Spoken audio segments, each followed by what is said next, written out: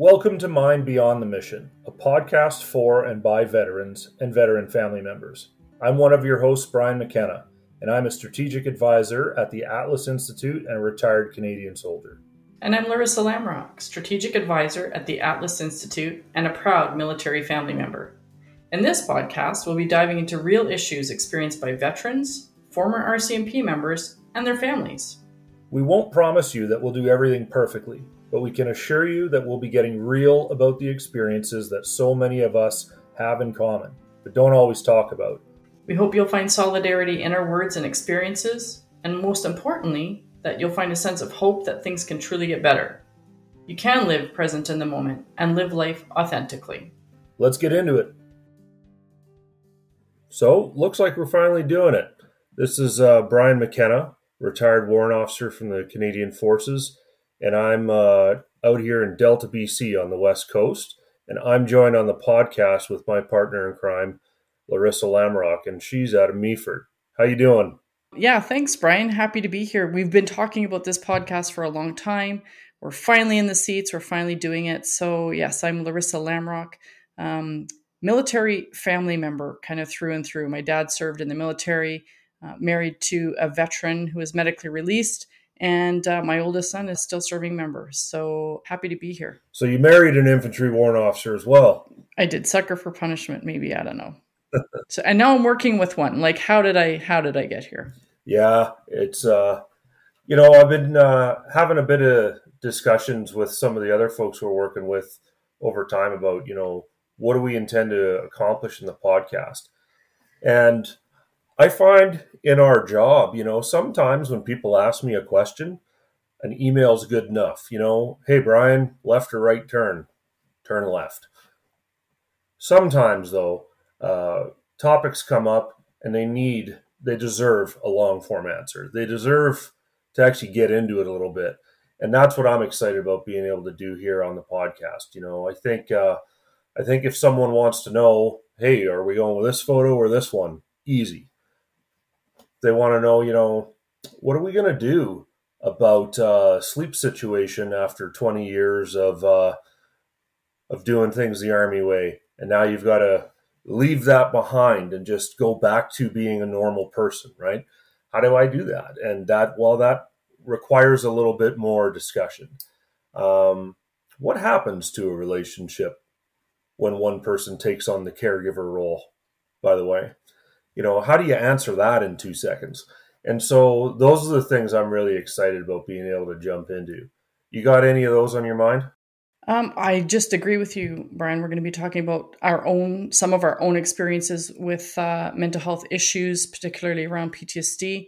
And yeah, as you said, those aren't one-liners that we can pull out there. So I'm happy that we're going to be creating some space for veterans and families to talk about their experiences, folks that we'll be bringing in to chat about specific topics. So it absolutely impacts both the veteran with a diagnosis of some sort of mental health injury, but absolutely the family. And something that I've really appreciated from you is reminding us that it's not veteran and family, that the veteran is part of the family unit, and looking forward to delving into a lot more of those perspectives further.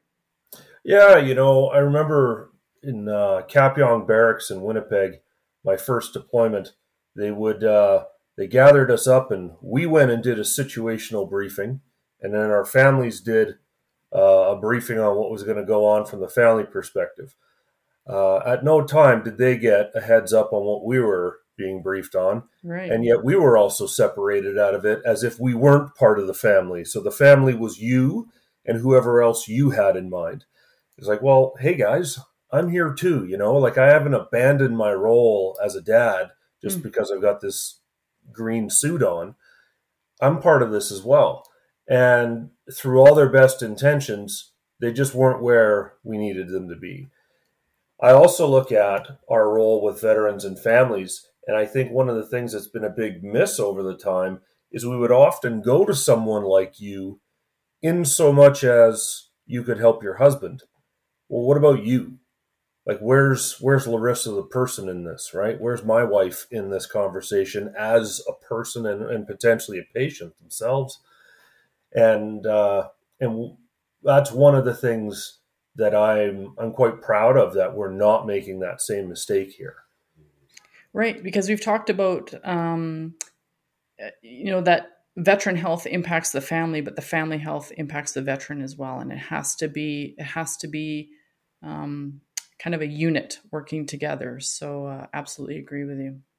So you and I have discussed this at length over time, but I think we're kind of find ourselves in a position where we've got a microphone and a camera, just rehashing an old conversation. But one of the more important points you asked me, and you kept asking until I gave you a real answer, which was annoying, but I can respect it.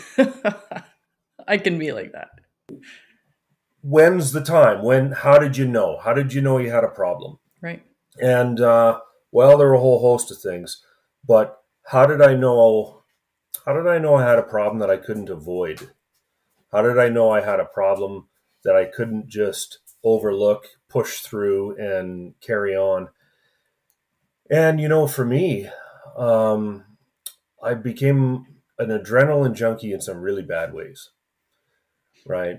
And I know for me that one day when I looked in the rearview mirror and I was driving in a manner that was completely not how I normally do business, and I saw my own kids in the rearview mirror. Mm.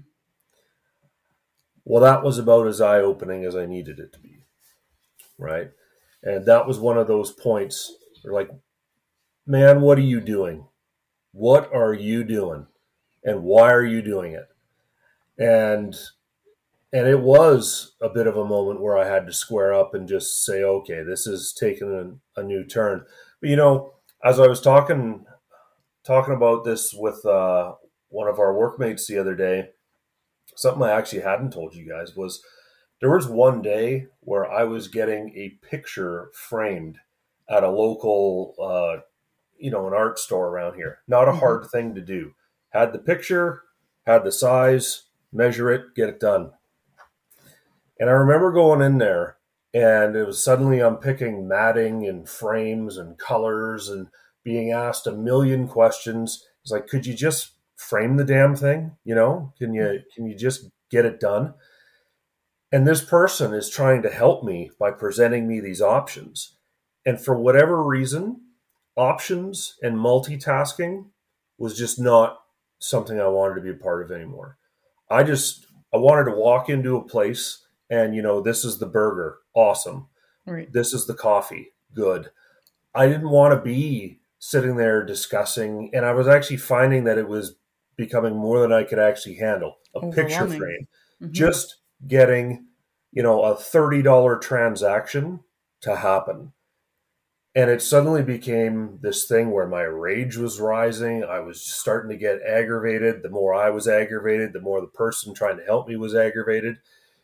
And I remember just grabbing everything and leaving in a big huff and sitting in my car and just having one hell of a meltdown moment over getting a picture framed. It's like, why? I just come back from a place where I'm leading 34 people in some of the most arduous circumstances the globe can find. Doing quite well at it, by the way. And I can't get a picture frame sorted? What's that about? Yeah, and I've heard from a lot of veterans kind of similar circumstances like that. That must have been kind of a turning point for you, and I can't imagine all of the different emotions that were happening at that time, especially because you were in a leadership position. You could make really life dependent decisions in a split second, and yet here you are in this frame shop that you can't make a decision between colors of matting. So kind of imagine what kind of mindset that would have been for you, that I can't even make these kind of simple decisions. Yeah, it was a big frustrating point, and I think it's one of those reasons, when you're overseas and you see the Freedom Bird finally lands, right? That's the plane that's going to get you the heck out of there. It's the greatest feeling in the world. You've never been so excited to see the same boring aircraft land as you are the minute I actually get to get on that thing and get the heck out of here. It's wonderful. And then about a week later, I do not want to be home. I want to go back. Well, why? And it's because I think I got to this place where I'd trained myself, people had trained me, I was so well suited to doing my job. And then I come home and I can't make meals. I can't sort out the bloody picture frame. You know, I was good at soldiering and I felt quite bad at life. Therefore, I'm better over there. I'm more suited to that. Right. And I think that's what a lot of guys go through is, you've got this thing that you do that you're really good at. You come back to this place that you feel really ill-suited for. By the way, when we do our job as a family member and I get everything set up so that you can run that house when I'm gone and you can take care of the kids, and that's great. And then you actually succeed at it. And then I come home and go, holy hell, what do I do around here? Where do I fit? I have just been replaced.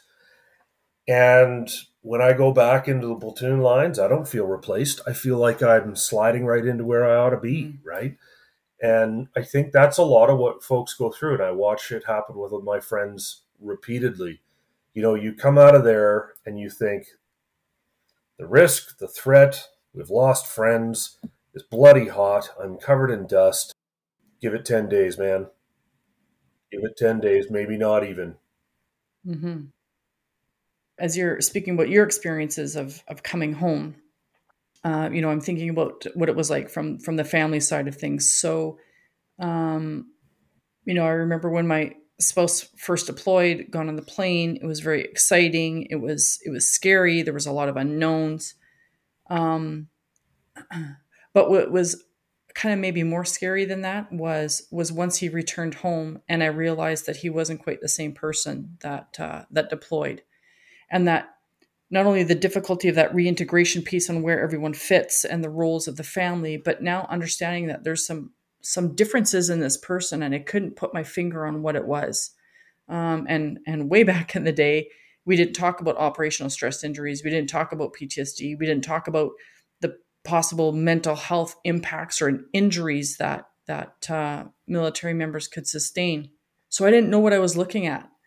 So the types of behaviors, like you're talking about, watching my spouse melt down over a decision over a picture frame or something like that. I totally didn't understand where that was coming from. I had nothing to base that on. And so as a family member, you're trying to come up with the answers on your own, wondering if it's the relationship, wondering if it's you, did the kids piss him off or piss her off? So kind of that's what's happening simultaneously, in that piece. So when you're dealing with something that's difficult now, how do you guys find hope? How do you chart that path? I'm going to say we had to find hope before we ran into something difficult. It's been a really long process, a really long journey. How we handle difficult situations and tensions now is way different than we did at the beginning. And I know this sounds so cliche, and I'm hoping that we're going to delve into this more in future episodes, but really communication is the key to it. And it has to flow both ways. So I spent a lot of time educating myself on what was happening for my spouse, educating myself on how I could support him in his recovery, educating myself on how best to communicate. But I also had to go the other way. He had to understand what the impacts are like on family members. I've gone through my own journey of wanting to support my spouse and not taking care of myself, which led to my own compassion fatigue and my own depression. And so we're both injured to some degree, and we both have to be empathetic and supportive of each other. And sometimes that means we lean on each other, and sometimes that means we lean on other people and other sources of support. So I'd say kind of the two biggest components for that hope is kind of a common ground, and kind of us against the issue instead of us against each other, with the issue. How about you, Brian? I'm curious. You know, you talked about that experience in the car, you having the meltdown. That was a bit of a revelation for you. But did your family members ever reflect anything back at the time? Or is it kind of now in hindsight when you look back that your members might say, yeah, actually, we saw this happening, but we didn't know how to approach it or whatever? They didn't know what to do, and more than likely they were a Mm. little scared. It was a time where we were just constantly rotating in and out, and you you were either going, you were there, or you came back. That was our existence for that, almost 10-year period. At the very beginning of the mission to Afghanistan, it was a lot slower. But as we were putting, almost 4,000 guys every 6 months in there, you just got into this rotation of, yeah, you had one of three roles in life: coming home, going, or being there. And and family got used to that. If I wasn't overseas, well, one of the regular people that always came through the door wasn't around. There was someone constantly in a state of going. And I think it took a while for us to realize that our families were in that state as well. It's real easy to look at your company and go, okay, well, who's going where? But all the spouses and wives were in that cycle as well. So that was a reality we had to get used to. But how do you find hope? Well, the real answer is, for the longest time, I Mm. didn't. And I think one of my failings, or just let's go with struggle, sounds so much better than failing, but it was, is I wanted to get healthy enough so that I could go back. I wanted to get healthy enough to keep my job, right? This is what I do. People introduce me to other people by, oh, don't worry about him. He's in the army. It's a persona almost, and a career. And it's like, I don't want to lose that. That's absolutely central to what I see when I look in the mirror, whether I'm wearing a uniform or not. I see that member of the forces. And so that's what I was guarding. That's what I was worried about losing. So there was no hope for the longest time. And that took me down big time. What helped, though, eventually I got in front of a doctor that was really, properly designed for me, for what I was going through. And he just wouldn't take my answers that were trying to fend off his questions. He would force me to dive into it. And his biggest thing was, what is it about this incident that really bothers you? And when I finally relented and let him ask his questions and cooperated with him, instead of fighting the help, I took the help. That took me years, by the way. Years, 3 years about. 2014, when I finally started relenting and listening to what he was saying. And we would take an issue, like where I'd gone to as part of a response team to where a bus had been blown up. And he'd go, what was it about that? And at first, it's like, well, duh, what do you think? Because it's awful, because there's carnage. I mean, that's what's bad about it. And through his various iterations of peeling that onion back, we got down to the point of that one incident where he's like, what bothers you is that you stepped in this woman's purse, and that forced you to recognize that that's not just a nondescript Mm-hmm. soldier, that it was a woman. A woman's very different, right? A female soldier has what I have, has a rucksack, has a kit bag, has traditional. A woman has a Right. purse. And so when you get to the back of that armored vehicle and you step in a purse, it's a different Different circumstance. reality. Mm-hmm.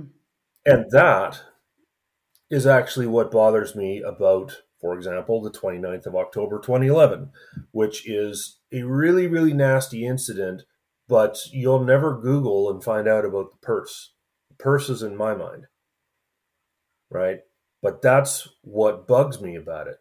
It's like, okay, well, how the hell is that a hopeful message? Sounds like a horrible message. Well, the hope is, if you work with your doctor and you don't fight them, you might actually figure out what bugs you about it. That's hopeful. Yeah, exactly. And I think that's an important message for people to hear. Recovery is hard as hell. It's probably watching my husband work through his recovery, and he's disclosed it to me as much, is probably one of the hardest things he's ever had to do. I'm sure he'd much rather be in uniform facing down an enemy than he would often want to be, in our hometown in his clinician's office. But that hope is letting people know that if you do the work, if you do the work, and take that energy of fighting against, what you're struggling with, you use the word struggle, and put that energy in towards recovery, things can get better. And there's a couple different concepts you and I have talked about is, well, the first thing I'll throw out there is my spouse being an infantry uses a lot of analogies that I think you can probably relate to, is that he had to come to a point of acceptance that he can disassemble and reassemble a machine gun blindfolded. That's his expertise. That's his training. That's his comfort zone. But what made him expect that he could handle mental health issues with the same expertise? He had to accept that there were other people that were subject matter experts, and he couldn't manage the mental health piece on his own, that he had to accept help. And I think part of that's tied to is something you and I have talked about, being mission before self. That's kind of the one of the core ethics, from what I understand, of Canadian military members training, is the importance of mission before self. There's a real importance and need to that. But that must be really hard to turn off after you take the uniform off, is that concept of maybe that self becomes before the mission, or maybe that self becomes the mission. You know what's really challenging is you become a master of this term called situational awareness. In other words, what the heck's going on? And when you're at a bad scene, you need to know everything about what's going on. You need to have all your senses on. I'll give you an example. Is in a place like Afghanistan, there's, what were we at? I think it was like 11 different tribes. When you looked at the different kinds of people, there was, Pashtun, Hazar, Uzbek, Turkmen. You had all kinds of different folks there. To me, no, there was one kind. There was us and them. But to them, there's a lot of different breakdowns, a lot of different groups, and no one can really sense that like they can. And so you become a master of situational awareness. And if you don't have it, then you need to figure out who does. So your interpreter becomes very, very important to you to figure out, hey, is someone here making everyone else feel uncomfortable? So you're used to reading the room, even if it's in a combat setting. You're outside on a patrol and you've got a problem, which means you probably have a kilometer of area cordoned off, and you're supposed to figure everything out that's going on. Well, come home into your house when there's like tension. You're like, but what's the tension? Overseas, I know how to try figure out what's going on. Right. I come into my own house and everyone's on edge, and I have no idea how to start figuring out what caused that. And I want to turn around, just walk out the door because it's more comfortable out there. And it's stuff like that, well, to this day, I don't think anyone's really talking about. The usual saying, mission first, self last. In other words, mission, troops, equipment, and the thing you never have time for, yourself. Well, that's a really good way of planning a patrol. I recommend it if you're loading an aircraft, that you do that. Not a good way of running a family. Doesn't work. It's also not a good way of sorting yourself out in terms of healthcare. Imagine going into a doctor where the last thing that you're doing is working on you. Well, the first thing, the only thing he's there to do is work on you. But it goes against our gut. It goes against what we've trained to do, how we set ourselves up. And I think soldiers have to relearn how to put themselves to the top of their own list. Right, which brings us to mind beyond the mission. So I think there's a couple of different reasons and rationales why we chose that as the title for our podcast. Like you're saying, Brian, maybe military member soldiers need to reframe and rethink and put their mind into the mindset of the mind beyond the mission. I think it also speaks to, kind of the more literal of, of where a soldier's mind is at after the mission, after they take the uniform off.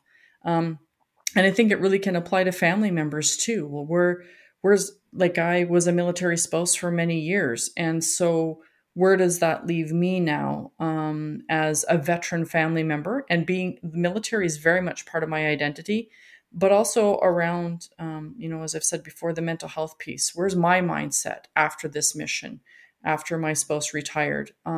And there are implications on family members. I am impacted by his service. I am impacted by his injury.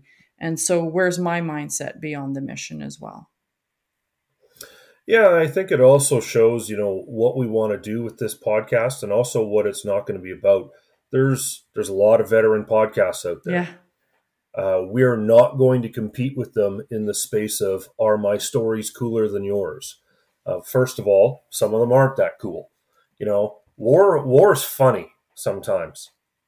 It's also really boring, and then it's exhilarating. And all those things are true at once. But I'm not really all that interested in forming another podcast that just talks about the individual stories.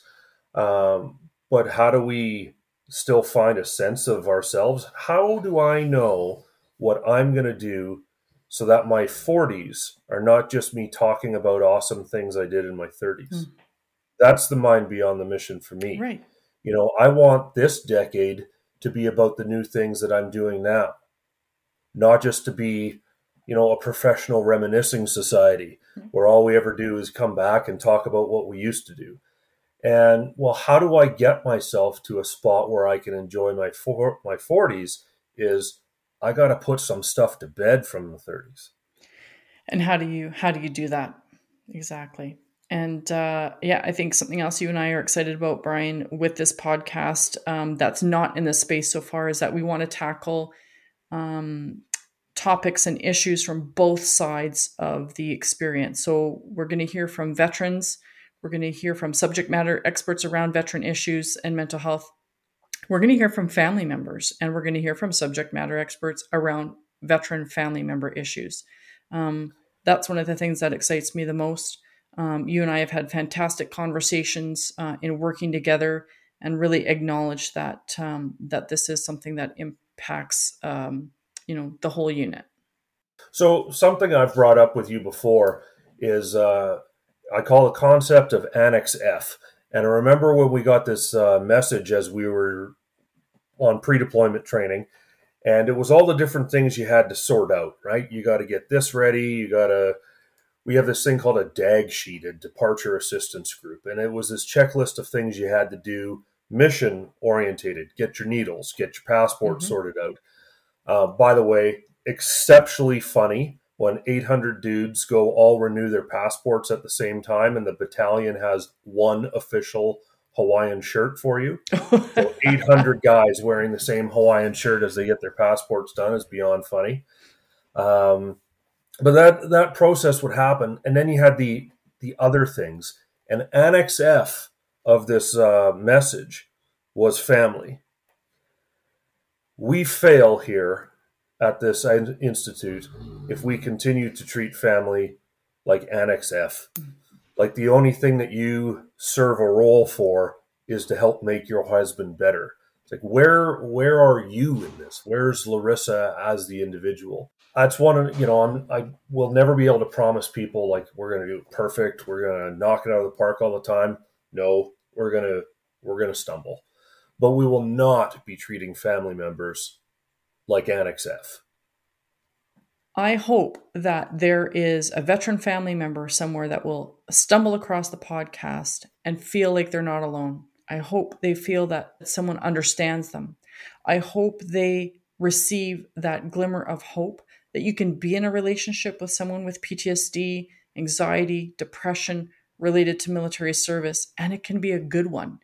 And that folks come away from this podcast with more information, knowing where they can reach out to get help, and realizing that there's resources available to them. So that will be a point of success for me. And hopefully we'll hear back from folks to say that was a great podcast, great episode, guys. Keep it up. And can you talk about this issue next time? I'm looking forward to hearing back from the community. So we could think we knocked this out of the park. That's not the marker for success for me. The marker for success is when I hear back from one of my community members, from another veteran family, that we're getting it right. Brian, what does success look like to you in regards to Mind Beyond the Mission podcast? It's a blend of authenticity and hope. They need to see that we're actually talking about the real things that are going on. It's not window dressing.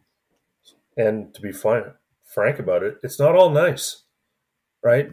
These are not comfortable feelings.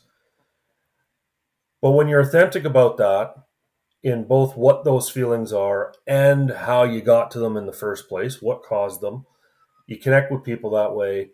And yet, what are we doing about it? How do we get better? How do we keep moving forward? And I want people to find hope. I also want them to see that there really, really is hope, that it can get better. This is not a fake smile, and I am not pretending to enjoy my 40s. I'm actually really enjoying myself in the last couple of years with a problem, not without it. I haven't parked it. I have no idea how to park it, by the way.